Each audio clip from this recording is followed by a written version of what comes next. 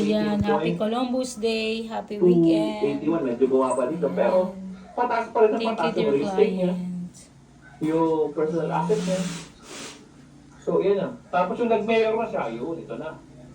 Sa So, nag-umpisa sa 10.82 pa rin, parehas pa rin.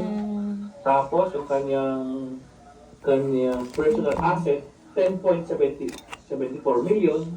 Okay. Liability, 5.3 million. Total net worth niya is 16.2 billion. Ayan o. Ready na o. Tagal nila. Di pa rin na ano yung ano.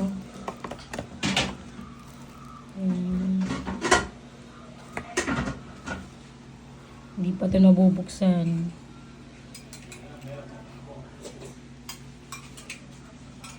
Ito yung sisig. Lomi. Hala, ito naubos na. Ito lang hindi pa na uubos.